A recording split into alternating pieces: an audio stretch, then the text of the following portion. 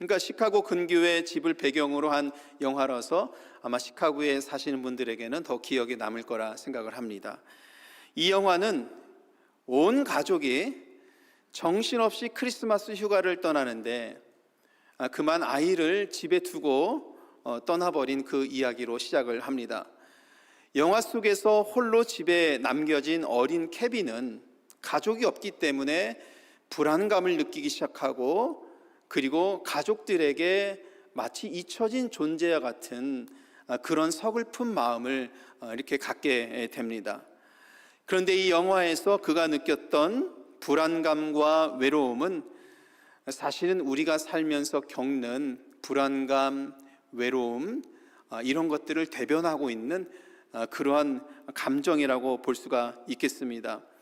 우리도 어려움을 겪을 때 또 외로움을 많이 느낍니다.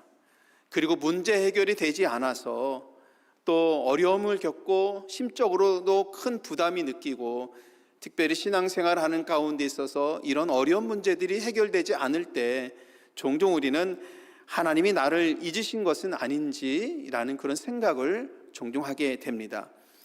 마치 잊혀진 존재처럼 외로움과 불안감을 느끼는 것이 어떻게 보면 우리들의 삶의 현실이다라는 생각을 합니다.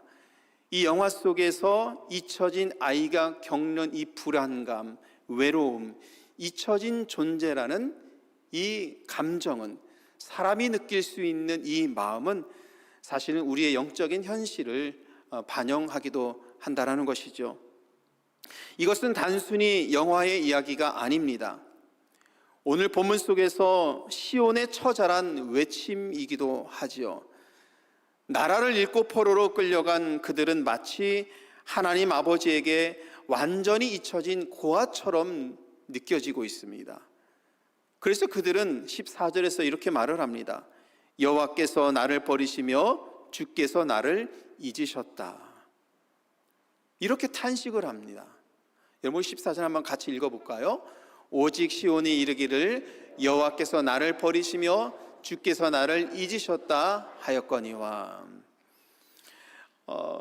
고아처럼 느껴지는 이 아픈 현실 속에서 이스라엘 백성들은 탄식하고 있는데, 그런데 이 가슴 아픈 고백에서부터 오늘 하나님의 위대한 약속이 시작된다는 것을 우리는 알게 됩니다.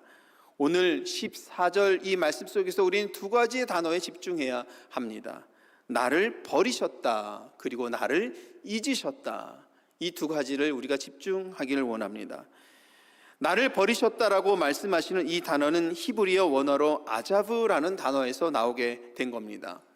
이 단어의 뜻은 의도적으로 관계가 단절이 되었다라는 그런 의미를 담고 있습니다. 그러니까 이스라엘 백성들이 나를 버리셨다라고 이렇게 느끼는 감정은 무엇이냐면, 하나님께서 우리와 맺은 언약의 관계를 끊으셨다라고 이렇게 생각이 느껴질 정도의 그 어려운 상황을 겪고 있다는 것을 오늘 본문에서는 반영을 하고 있는 겁니다. 이것은 관계가 깨어지는 것에 대한 고통, 외로움, 불안, 이런 것을 그대로 반영하고 있는 것입니다. 마치 사랑하는 사람에게 버림을 받는 것 같은 그런 단어가 나를 버리시며 라는 이 단어에 담겨져 있는 것이죠. 두 번째 우리가 보아야 할 것은 나를 잊으셨다라는 이 단어입니다. 이 단어는 히브리어에서 스와카흐라는 단어에서 온 것입니다. 첫 번째 버리셨다라는 이 단어가 관계가 단절되는 것이라면, 잊으셨다라는 것은 존재 자체가 없어지는 것에 대한 두려움을 담고 있습니다. 하나님의 기억과 하나님의 마음 속에 나의 존재가 완전히 사라지게 된다라는 이 두려움을 담고 있는 단어가 나를 잊으셨다라는 단어에 담겨져 있는 것이죠. 그야말로 없었던 것 같은 그런 존재가 되는 것이 오늘 이 단어에 담겨져 있는 것입니다. 이렇게 생각해 볼 수 있습니다. 우리 한국에서는 집 가문의 족보의 이름을 다 넣잖아요. 근데 어느 순간 집의 족보에서 이름을 빼는 것과 같은 것이죠. 그러니까 내가 살고 있는 것, 내 존재라는 것, 나라는 이 사람이라는 것, 이 자체가 부정당하는 느낌을 받는 것이 오늘 나를 잊으셨다라는 단어 속에 담겨져 있습니다. 그러므로 여기서 버림은 외면당한 관계의 아픔이고, 잊힘은 내 존재 자체가 사라지는 것 같은 두려움을 나타냅니다. 여러분, 이 두 가지 고통 중에 무엇이 더 아프게 느껴진다고 생각을 합니까? 그런데 오늘 이스라엘 백성들이 겪고 있는 두려움과 아픔은 이 두 가지를 동시에 느끼고 있는 것입니다.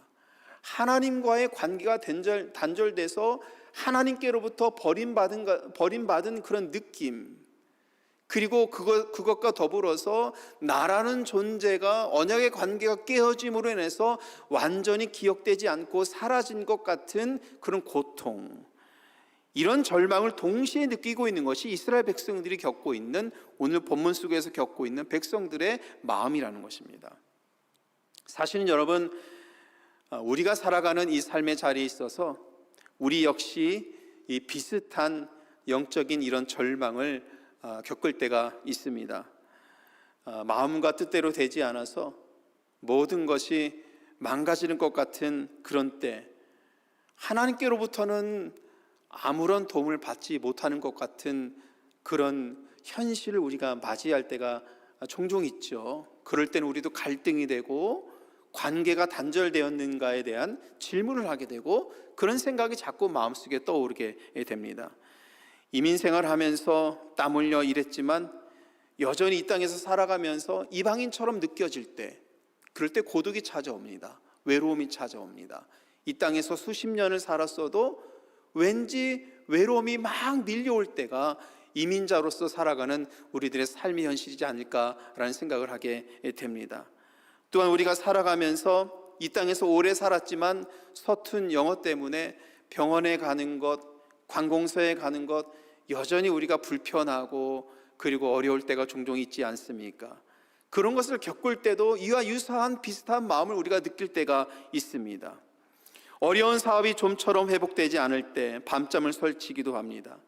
예기치 못한 질병이 우리를 찾아올 때, 밤마다 찾아온 외로움 속에서, 오늘 본문 속에서 이스라엘 백성들이 겪고 있는 심정, 여호와께서 나를 버리시고 주께서 나를 잊으셨나? 라고 생각이 드는 것. 사실 오늘 본문 속에서 느끼고 있는 이스라엘 백성들의 심정은 이 땅을 살아가고 있는 사람들의 그런 마음을 대변하고 있는 것이고, 또한 우리들의 그런 현실을 대변하고 있는 것이다 라는 생각이 들기도 합니다. 이것이 솔직한 우리들의 마음의 현 주소다라는 생각이 들기도 합니다. 이러한 인간의 절망적인 탄식에 하나님은 어떻게 오늘 본문 속에서 응답하고 계실까요? 하나님께서는 이러한 마음을 갖고 있는 백성들을 향해서 꾸짖거나 그리고 변명하거나 그들을 나무라지 않으십니다. 대신 하나님께서 이스라엘 백성들을 어떻게 사랑하시는지를 말씀하십니다. 그분은 오늘 하나님께서 이스라엘을 사랑하신다라고 말씀하신 이 말씀을 통해서 오늘 우리들은 이와 유사한 비슷한 삶의 현실 속에서 살아가고 있지만 여전히 우리를 사랑하시고 우리를 바라보시고 우리를 보호하시고 우리와 함께 하시는 하나님의 놀라운 사랑을 깨닫고 알게 됩니다. 첫 번째, 오늘 본문 속에서 하나님은 어머니의 사랑보다 더 강한 사랑을 이스라엘 백성들에게 알려주고 있습니다. 15절 말씀이에요. 이렇게 됐습니다. 그들은 혹시 잊을지라도 나는 너를 잊지 아니할 것이라. 여러분, 여기에서 그들은 혹시 잊을지라도 누구와의 관계입니까? 사람과 사람의 관계입니다. 오늘 여기에서 사람과 사람의 관계 속에서는 항상 깨어질 수 있는 관계가 있다라는 겁니다. 사람과 사람의 관계 속에서는 항상 깨어질 수 있는 가능성이 열려져 있다라는 겁니다. 그래서 그들은 혹시 잊을지라도 이렇게 말씀하는 겁니다. 그러나 이어서 하나님께서는 선지자 이사야를 통해서 단호하게 선포하십니다. 그러나 나는 너를 잊지 아니할 것이다. 여러분, 하나님께서 이스라엘을 향해서 지니고 계신 사랑은 차원이 다릅니다. 사람의 관계 속에서 맺고 있는 사랑은 언제든지 깨어질 수 있는 가능성이 있고 그런 가능성이 열려져 있습니다. 여러분 생각해 보십시오. 우리가 세상에서 만나는 사람들 아무리 가깝고 아무리 좋은 형제의 우를 나눈다 할지라도 어느 순간 어떤 문제가 발생했을 때는 쉽게 깨어지는 것, 아마 여러분들이 세상을 살면서 많이 경험하셨을 겁니다. 그런 하나님께서는 이스라엘 백성들에게 말씀하십니다. 이스라엘을 향한 하나님의 사랑은 곧 저와 여러분들을 향한 하나님의 사랑은 절대적이고 영원하고 변하지 않는다라는 것입니다. 이 사실 오늘 절망과 외로움 속에 있는 이스라엘 백성들을 위로하시는 이 말씀이 오늘 우리들을 위로하고 계십니다. 여러분 저를 따라서 한번 해보십시오. 나는 너를 잊지 아니할 것이라. 오늘 하나님께서 여러분들을 향해서 주시는 말씀인 줄 믿으시길 바랍니다. 두 번째, 이런 절망과 낙담과 불안 속에 있을 때 하나님께서는 이스라엘 백성들에게서 16절에서 말씀하십니다. 손바닥에 새겨진 사랑을 보여주십니다. 그래서 16절에 이렇게 말씀하십니다. 내가 너를 내 손바닥에 새겼고. 여러분 하나님의 손바닥 하면 어떤 이미지가 떠오르십니까? 여러분 우리가 손이 갖고 있는 이미지는 뭐죠? 무엇인가 행하는 거잖아요. 우리는 이 손을 통해서 많은 일을 행하고 많은 일들을 해왔습니다. 그리고 우리가 지니고 있는 이 손을 통해서 또 앞으로 많은 일들을 행할 것입니다. 오늘 여기서 하나님의 손이라고 말씀하신 것은 이 손은 온 우주를 창조하셨을 뿐만 아니라 홍해를 가르시고 역사를 주관하시는 하나님의 권능의 손을 나타내는 겁니다. 이 손은 모든 필요를 채우시는 하나님의 자비의 손을 나타냅니다. 이 손은 어떠한 원수로부터 우리를 지키시는 가장 완전하신 하나님의 보호하시는 손을 나타내는 겁니다. 하나님께서는 바로 이 위대한 손바닥 가운데 우리의 존재를 새기셨다고 말씀하는 겁니다. 그분의 손바닥에 새겨졌다는 것은 우리가 하나님의 모든 능력과 권능과 자비하심에 영원히 보호를 받을 것이라는 약속이라는 것입니다. 여러분 여기에서 새겼다라는 단어 있잖아요. 새겼다라는 것은 우리가 생각하면 뭔가 이렇게 손바닥에 지워지지 않게 새기는 거잖아요. 여러분 우리 오래된 건전가요 중에 그런 노래가 있잖아요. 사랑을 쓰려거든 연필로 쓰세요. 그리고 지우개로 어떻게 한다고요? 깨끗이 지워야 하니까 이렇게 부르잖아요. 여러분 이 말씀을 준비하면서 이 노래를 곰곰이 씹어봤습니다. 왜 사랑을 이야기하는데 지울 거를 미리 다 생각을 하고 연필로 써서 다 지울 걸 얘기했을까? 그래서 제가 이 가사를 다시 한번 컴퓨터로 찾아서 띄어서 곰곰이 살펴봤습니다. 그랬더니 사실은 이 노래는 우리가 잘 알고 있는 노래, 건전가요잖아요. 근데 이것은 사람의 이별을 전제를 두고 있는 노래더군요. 보니까 언제든지 아무리 우리가 깊은 사랑에 빠져 있는 관계, 이성의 관계에 있을지라도 언제든지 이별을 맞이할 수 있다는 겁니다. 언제든지 깨어질 수 있다는 겁니다. 그러니까 언제든지 지울 수 있는 연필로 쓰세요. 이렇게 노래를 부른 거죠. 그런데 또 요즘에는 젊은 우리 사람들은 아예 이렇게 지워지지 않도록 몸에 타투를 새깁니다. 기념을 하고 싶은 것, 기억하고 싶은 것, 그리고 꼭 지워지지 않게 남기고 싶은 것을 자기의 몸에 타투를 새기고 있습니다. 근데 가끔 이 타투를 새기는 것 너무 심하게 새기는 분들을 많이 보죠. 거의 온 몸에 도배를 하다시피 타투를 많이 하시는 분들이 있습니다. 그런데 그런 분들 중에서도 결혼을 하고 자녀를 낳고 하면 몸에 타투 새긴 것에 대해서 후회하는 분들이 생겨서 요즘에는 또 그 타투를 지운다고 합니다. 새기고 지우게 되는 것이죠. 여러분 하지만 하나님의 손바닥에 새겨졌다. 라고 말하는 것은 이것과는 차원이 다른 겁니다. 이것은 영원히 지워지지 않는, 지울 수 없는 하나님의 이 영원한 사랑을 의미하는 겁니다. 새겼다는 의미를 이런 타투와 비교할 수조차 없지만, 창조주 하나님께서 저와 여러분 한 사람 한 사람을, 그리고 우리 교회를 당신의 손바닥에 영원히 지워지지 않게 새겨 넣으셨다라는 겁니다.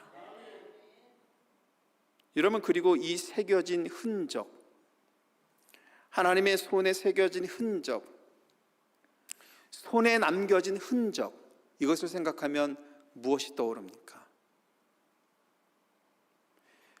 우리를 위해 십자가에 못 박히신 예수 그리스도의 손이 떠오릅니다. 주님께서는 우리의 죄를 대신하여서 골고다의 언덕을 오르셨고 십자가에서 모진 고초를 당하셨고 십자가에 못 박혀 죽으셨습니다. 그때 남겨진 주님의 흔적이 주님의 손에 남겨진 그 피 흘림입니다. 도마에게 주님께서 말씀하십니다. 내 손가락을 이리 내밀어 내 손을 보라. 그 못자국 난 손, 그 상처야말로 하나님께서 우리를 얼마나 사랑하시는지를 보여주는 손입니다. 상처난 주님의 손은 우리를 위해서 주님께서 어떠한 대가를 치르셨는지를 보여주는 것이고, 그리고 그 사랑이 결코 지워지지 않는 영원한 것이다라는 증거라는 것을 말씀하고 있는 것입니다. 여러분, 신앙생활하면서 우리가 살아가면서 오늘 이 본문 속에서 이스라엘 백성들이 느끼고 있는 감정을 우리도 느낄 때가 있습니다. 외로움을 찾아올 때가 있습니다. 잊혀진 것 같은 내 존재가 이렇게 고독할 때가 찾아올 때가 있습니다. 우리가 살아가는 삶의 자리에서 찾아오는 어려움과 슬픔과 고통 때문에 더욱더 이런 문제들이, 이런 외로움들이 물결처럼 내 인생에 찾아올 때가 있습니다. 그럴 때마다 예수님의 못 박힌 손바닥을 기억하시길 바랍니다. 그것에 바로 여러분들의 이름이, 여러분들의 존재가 새겨져 있습니다. 그리고 하나님께서 오늘 이 말씀을 통해서 우리들에게 선포하십니다. 내가 너를 내 손바닥에 새겨놓으라.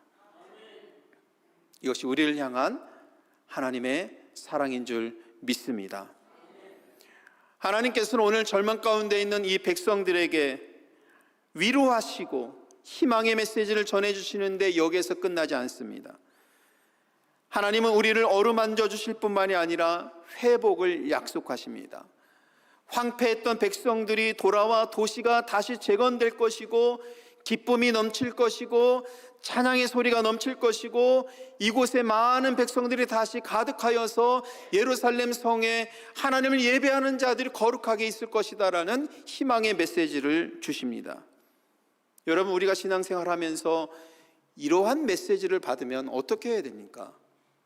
감사해야 되지 않을까요? 그리고 주신 하나님의 말씀을 기억하면서 기쁨이 있어야 되고, 기대감이 있어야 되고, 하나님께서 채우실 것에 대해서 기대하면서 맡겨진 사명에 대해서 열심으로 나아가야 되지 않겠습니까? 그런데 오늘 본문의 말씀을 보니까 이스라엘 백성들은 이 하나님의 약속 앞에서 의심의 목소리를 냅니다. 24절 말씀 같이 볼까요? 24절 말씀에 보니까 이렇게 되어 있어요. 우리 한번 같이 읽겠습니다. 용사가 빼앗은 것을 어떻게 도로 빼앗았으며 승리자에게 사로잡힌 자를 어떻게 건져낼 수 있으랴. 여러분, 24절에서 보여주고 있는 백성들의 심정, 그 마음의 상태는 무엇입니까? 과연 하나님께서 해주실까? 이 생각입니다. 자, 여러분, 이것을 우리들의 삶의 현실로 가져오면 우리들도 이런 생각을 종종 합니다. 과연 그게 과연 가능할까? 오늘 본문 속에 나와 있는 백성들의 이 마음은 사실은 우리들의 마음을 그대로 보여주고 있습니다. 오늘 본문 속에서는 때가 되면 하나님의 능력의 손이 그들의 것을 빼앗아간 용사로부터 구원하실 것이라고 말씀하고 있습니다. 그런데 백성들은 의심합니다. 어떻게 건져낸단 말이지? 그게 과연 가능할까? 24절이 그렇게 말씀하고 있는 겁니다. 이것은 단지 옛 이스라엘 백성들의 생각이 아닙니다. 사실은 우리가 갈등하고 고민하고 우리들에게 찾아오는 외로움과 고독과 아픔 속에서 우리들의 마음을 또한 대변하고 있습니다. 우리도 넘어지고 실패하고 절망의 상태를 맞이하면, 어려움이 계속해서 우리에 찾아오면 이런 생각이 먼저 들곤 하죠. 과연 될까? 여러분들이 맞이한 현실 속에서 내가 과연 할 수 있을까? 이런 생각이 종종 찾아오죠. 그런데 여러분, 신앙생활에 있어서 과연 될까라는 생각을 계속 되풀이하면 정말 안 되는 겁니다. 교회도 마찬가지입니다. 교회도요, 교회가 마주하고 있는 현실이 있고 교회가 맞이하고 있는 어려움이 있을 수도 있습니다. 그러나 여러분, 교회는 하나님께서 주신 말씀을 믿고 하나님께서 주신 약속을 믿고 절망하면 절대 안 됩니다. 교회는 2000년이 넘는 시간 동안 수많은 위기를 겪어왔습니다. 그때마다 하나님께 부름받은 백성들이 과연 될까? 라는 생각으로 신앙생활했다라면 교회는 벌써 무너지고 말았을 것입니다. 샴벽 한인교회가 54년 동안 시카고 지역에서 한인 사회를 위해서, 하나님 나라를 위해서 선교하고 봉사하고 예배 공동체로 건강하게 세워져 왔는데, 여러분, 지난 세월 동안 우리에게도 위기가 없었고 어려움이 없었고 여러분 슬픔이 없었겠습니까? 그러나 이런 순간에 우리가 과연 될까라는 이런 생각으로 믿음 생활했다라면 사실 우리 샴벽 한인교회도 많은 정말 일어날 수 없는 위기를 겪었을 겁니다. 이때 패배의식에 사로잡혀서 우리 교회가 될까? 라고 우리가 생각하는 대신에 이 교회를 통해서 하나님께서 일하신다고 우리는 믿어야 합니다. 과연 가능할까? 라는 의심의 자리가 우리가 서로를 위해서, 우리 교회를 위해서 무릎을 꿇고 기도해야 되는 그 자리라는 겁니다. 오늘 하나님은 선지자 이사야를 통해서 과연 가능할까라는 이런 의심에 사로잡혀 있는 것이야말로 우리가 싸워야 할 가장 큰 영적인 싸움이라는 것을 우리에게 말씀하고 있는 겁니다. 그러므로 이 의심의 자리가 바로 기도의 자리로 우리는 나아가야 하는 출발점이 되어야 합니다. 여러분들의 삶의 자리에서 여러분 이런 마음이 종종 생길 수 있죠. 여러분들의 생업의 현장 속에서 내 가정이 과연 될 수 있을까라는 생각이 들 때가 있을 수 있겠죠. 사역을 하다 보면 실망하고 어려움이 찾아와서 과연 가능할까? 과연 될 수 있을까라는 생각이, 인간적인 생각이 우리들에게 찾아올 수 있겠습니다. 그러나 오늘 이 말씀을 통해서 하나님께서 우리들에게 권면해 주십니다. 말씀하십니다. 선포하십니다. 그런 생각이 들 때 우리는 기도의 자리를 찾아야 합니다. 여러분들의 삶을 이런 믿음으로 봐야 됩니다. 우리가 신앙생활하고 있는 믿음의 공동체를 이런 믿음으로 바라봐야 합니다. 우리가 살고 있는 이 세상을, 이 나라와 민족을 이런 믿음으로 바라봐야 합니다. 그리고 기도의 자리로 우리는 나아가야 하는 것입니다. 이제 본문은 이런 절망과 의심을 향한 그런 순간에 하늘로부터 하나님의 음성이 내려오고 있다는 것을 말씀하고 있습니다. 25절, 26절, 과연 가능할까? 과연 될까? 라는 패배의식, 상처, 슬픔과 절망의 자리에 하나님께서 하늘로부터 위대한 말씀을 선포하십니다. 이 말씀 같이 읽도록 하겠습니다. 여호와가 이같이 말하노라. 용사의 포로도 빼앗을 것이요 두려운 자의 빼앗은 것도 건져낼 것이니 이는 내가 너를 대적하는 자를 대적하고 내 자녀를 내가 구원할 것임이라. 모든 육체가 나 여호와는 내 구원자요 내 구속자요 야곱의 전능자인 줄 알리라. 여러분, 이것이 복음입니다. 여호와 하나님은 내가 너를 대적하는 자를 내가 대적하겠다 말씀하십니다. 다시 말해서 그 싸움은 너의 싸움이 아니라 나의 싸움이다라고 말씀하고 있는 겁니다. 여러분, 구원은 우리의 노력이나 우리의 의지에 달려있지 않죠. 우리의 구원은 전적으로 하나님의 주권적인 능력과 그분의 신실하신 약속의 말씀에 달려 있습니다. 그러므로 우리가 해야 할 일은 내 힘으로 맞서 싸워서 이겨내겠다라는 그런 신앙의 자세가 아니라 우리가 할 일은 우리를 위해서 싸우시는 전능하신 하나님 아버지를 믿는 것입니다. 이 선포가 복음입니다. 이 복음을 신뢰하는 것이 믿음이죠. 내 힘으로는 절망의 이 쇠사슬을 끊을 수가 없습니다. 내 힘으로는 죄의 쇠사슬을 끊을 수가 없습니다. 전능하신 하나님의 손이 승리하게 하실 것을 믿는 것, 여러분, 이것이 우리의 믿음이 되어야 될 줄 믿습니다. 내가 싸운다라는 이 모습은 어떤 모습일까요? 곰곰이 생각해 보니까 그런 생각이 듭니다. 신앙생활하면서 우리가 어떤 문제를 겪고 있을 때 그 문제에 점점 파고들어서 그 문제만을 보게 되고 다른 것을 보지 못하게 되는 거예요.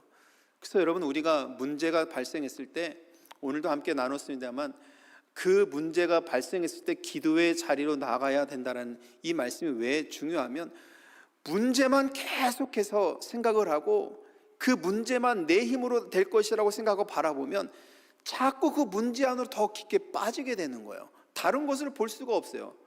다른 여타의 것을 자꾸 보지 못하고 그 문제 안으로 내 자신이 점점 깊은 이 수렁으로 빠지게 되는 겁니다. 걱정하고 잠 못 이루고 불안하고 내 힘으로 상황을 바꿔보려고 이리저리 사람들을 찾아다니고 이곳저곳을 찾아다니면서 이 문제를 내 스스로 해결해 보려고 합니다. 급기야 더 나아가서 나에게 상처 준 사람에게 복수할 계획을 세우면서 극단적으로 나아갑니다. 이것이 내 힘으로 싸우는 모습의 그런 모습이라고 볼 수 있겠죠. 반면에 하나님을 믿고 신뢰하는 것은 그 모든 걱정과 분노의 짐을 기도의 자리로 가져가는 것입니다. 과연 가능할까?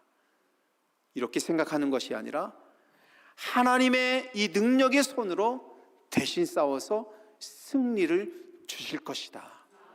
이것을 믿고 하나님의 지혜를 구하고 우리가 가야 할 길을 담대히 걸어 나가는 것, 나의 주권을 하나님께 넘겨드리고 우리가 해야 될 것은 하나님의 등 뒤에 서는 것, 이것이 여러분 우리가 해야 될 믿음의 태도입니다.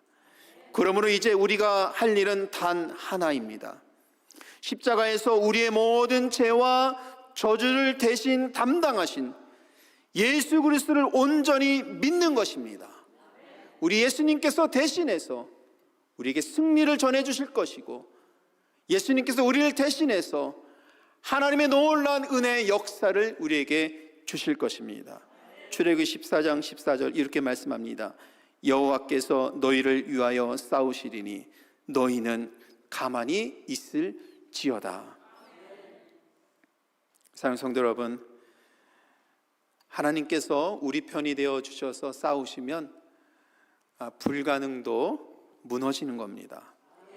그분이 말씀하시면 아까 본문의 말씀 속에서 마찬가지로 용사들에게 빼앗겼던 모든 것들이 제자리로 돌아오는 역사가 일어납니다.